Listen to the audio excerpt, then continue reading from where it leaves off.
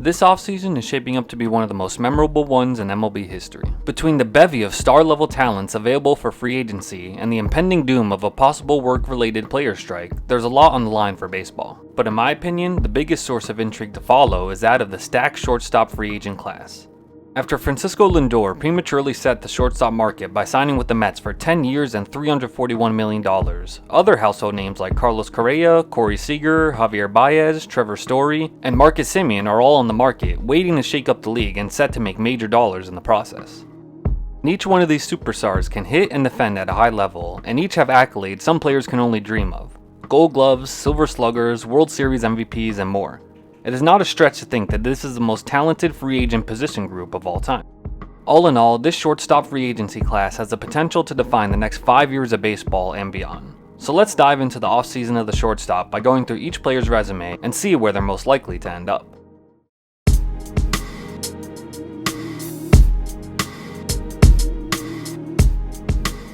Real quick, before we start, make sure to click on that red button to subscribe to my channel and ring the bell to stay notified for future videos. If you're enjoying the content, make sure to give this video a like as it helps out a lot with YouTube's algorithm. And while you're here, feel free to check out my last video I made on Shohei Ohtani's MVP season in review. And without further ado, let's get started.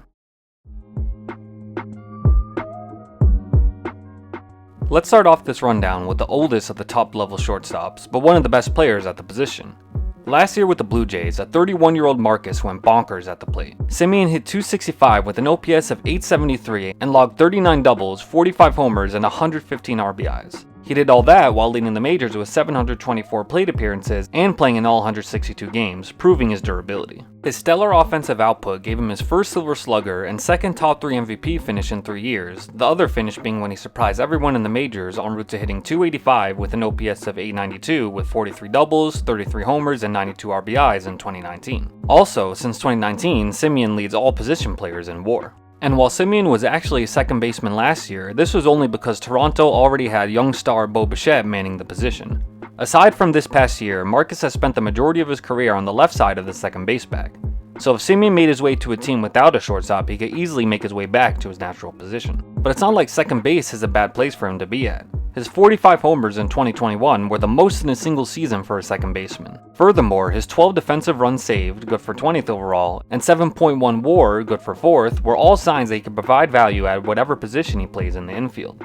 His defense at second was even good enough to net him his first Gold Glove award. All of this is to say that Semien is due to cash out big time in 2022.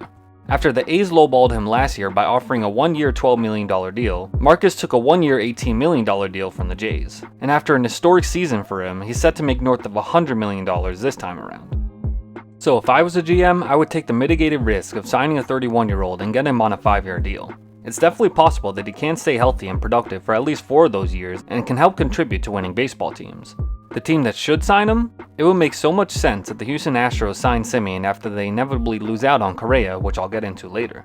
This Astros team is still good enough to contend, and they can fill the void left by Carlos by acquiring someone who is just as good as him for less money and less years. It would be a massive win for the Stros, and I see this as the most likely scenario for Marcus, considering the circumstances.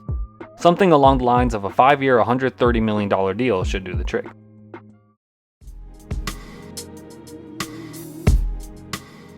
After bursting onto the scene in 2016, hitting 7 home runs in his first 6 games, Trevor had established himself as one of the premier shortstops in all of baseball. With a deadly combination of speed, power, and defense, Story is the ideal mold for a 5-tool modern shortstop. Although he's been aided by the friendly hitting confines of Coors Field, the Rockies All-Star is a career .272 hitter with an OPS of .863 to go along with 158 home runs, 450 RBIs, and 100 stolen bases in his 6-year career. And his defense is top tier as evidenced by his career 27 outs above average and career 58 defensive runs saved. From 2018 to 2020, Trevor was consistently a Silver Slugger and MVP candidate, finishing in the top 12 in MVP voting all 3 years. Specifically from 2018 to 2019, he averaged 36 home runs, 100 RBIs, and 25 stolen bases. That type of high-level play on offense should have made it a foregone conclusion that Story would be a max-level shortstop come free agency. But a down year in 2021, which saw his numbers regress to the tune of a .251 average and .801 OPS, have made things a little bit murkier. While he's still a very capable defender and runner, his slumping hitting stats are troubling, especially since now he'll have to perform outside of the thin air in his home ballpark in Colorado. And this is highlighted in his career away splits when compared to his home splits, which are a major cause for concern. But still, at only 29 years old, it is a safe bet to assume some team will pay Trevor a lot of money and hope they can squeeze the highest potential out of a 5-tool capable player. It is very possible that his 2021 campaign was an aberration. After all, his average exit velocity, barrel rate, and hard hit percentage were all above league average. Add to that his declining strikeout rate as opposed to earlier in his career, and you have a player that might be due for a major bounce back. The most likely team to stomach Story's issues, such as his home road splits, is his hometown team, the Texas Rangers. Texas is in desperate need of more offensive firepower, and they have money to spend big. Furthermore, the Rangers ballpark is one of the most favorable for hitters, so Trevor may fit in just fine going from Coors to Globe Life. So with all those factors combined, it only makes sense that the Rangers take a shot on Story on a long-term deal. I can see something along the lines of a 7-year, $200 million contract. One of the most exciting players in all of baseball, Javi Baez is a magnet on the field and at the plate. As a hitter, he can smash long balls with ease. As a fielder, he can make insane plays such as no-look tags and circus-type throws. As a runner, he can swipe bags at an efficient rate. So it's no wonder that his nickname is El Mago, which from Spanish translates to the magician. Javi baseball is truly a joy to watch at times, and his career numbers show it. A .264 average and .783 OPS are nothing to sneeze at, along with his 149 home runs, 465 RBIs, and 81 steals. But to be fair, during his 8-year career so far, the 28-year-old has seen his fair share of ups and downs at the plate. It's extremely puzzling how someone can hit for .290 and an OPS of .881 in 2018, can also hit for .203 and an OPS of .599 in 2020. But so goes the life of Baez, who in that 2018 campaign finished second in MVP, and in that 2020 campaign still came away with the Gold Glove. Javi is a player with many strengths and many faults, and whom despite his obvious flaws can still produce. Baez is known as a free swinger, and he is routinely near the MLB high in strikeouts. He led the majors in Ks in 2021 with 184, and since 2020, no other player has swung and missed at pitches more than him. But even with those flaws, Javi was able to put together a pretty good half of the year last year after being traded to the Mets. During his brief tenure in Queens, Baez hit .299 with an OPS of .888, while also only striking out 53 times in 186 plate appearances, which is pretty good for him. It's truly fascinating the Jekyll and Hyde approach Javi has at the plate sometimes, but you can't argue that his raw stats don't produce. With someone as talented as he is, the Mets would be foolish not to resign him, especially since he stated numerous times his desire to play with his fellow Boricua Lindor. Baez is a shortstop naturally, but played second for New York and would only do so on this team. Even through the nonsense with the thumbs down at the fans and the egregious whiffs at the plate, he does too many other things well to let him walk. While Baez will probably not get the long-term contract he wants with the Mets, I can see him staying true to his word about wanting to play alongside Lindor. Therefore, a high AAV contract on a short-term basis might be the best thing in the cards for both sides. Something along the lines of a 4-year, $120 million contract could work. One of the top 2 shortstop targets for this free agency, the former Rookie of the Year, All-Star, Silver Slugger, and MVP candidate, Corey Seager is about to get a huge raise. The lefty has been a staple of the Dodgers playoff team since 2015, and finally won it all with LA in 2020, winning World Series MVP for his efforts. At only 27 years old, Seager has a stacked resume and one of the more impressive career offensive splits. In his 7 years of MLB service, Correa has hit .297 with an OPS of .870 with 104 home runs and 364 RBIs. Since he's come into the majors, he's been one of the best hitters, hitting for both power and average.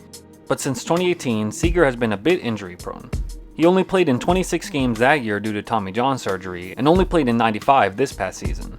Meanwhile, he hasn't had a 20-plus home run campaign since 2017, which is definitely something to be wary of. Furthermore, his defense has fallen off considerably from what it once was, as he's not had a positive defensive run saves rating since 2017. This is noteworthy for someone playing the most important infield defensive position. Regardless, Seager is still on tap to be a prime free agent target, one that should command a hefty price tag. After all, there aren't many 300 lifetime hitters available at any given time, especially those that are lefties and still on the younger side of 30.